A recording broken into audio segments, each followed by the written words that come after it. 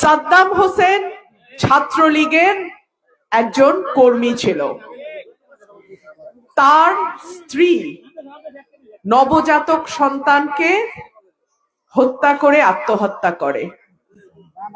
সাদ্দাম কারাগারে। তাকে একদিনের জন্য বের করে আনবে এমন কোনো নেতা ছিল না। তাকে প্যারোলে বের করে নাই। তার স্ত্রী এবং সন্তানের মৃতদেহ কারাগারে গিয়ে সে 5 মিনিটের জন্য দেখতে পেরেছে। যাদের পেছনে সাদ্দামের মতন কর্মীরা গত 15 বছর রাজনীতি করেছে, যাদেরকে সাদ্দামের মতো কর্মীরা নেতা বানিয়েছে, তারা কিন্তু সাদ্দামের পরিবারের খবর নেয় নাই। সাদ্দাম হয়তো ছাত্রলীগ করত, কিন্তু ছাত্র দলেও তো এমন কর্মী ছিল 15 বছর। যেই নেতা কর্মীর পরিবারের খবর রাখে না, যেই নেতাকে নেতা বানাইতে গিয়ে কর্মীর দিন শেষে কারাগারে জায়গা হয়, যেই নেতাকে নেতা বানাইতে গিয়ে কর্মীর স্ত্রী সন্তানকে বিষ খেয়ে মরতে হয়, আপনারা কি সেই রকম নেতা চান?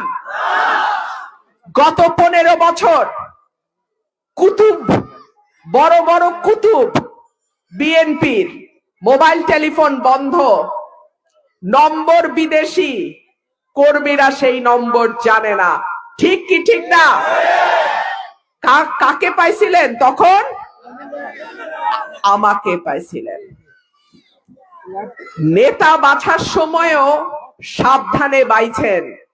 ভাইরা আমার, সাদ্দামের পরিণতি যেন বাংলাদেশে কোন দলের কোন কর্মীর কপালে না ঘটে।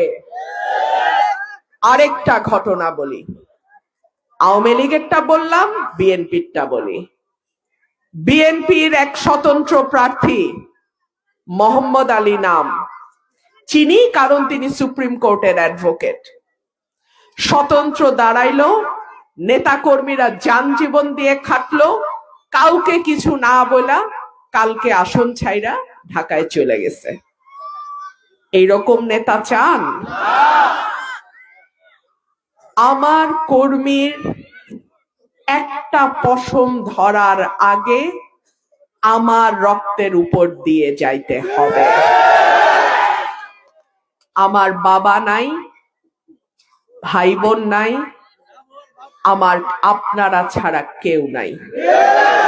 সুতরাং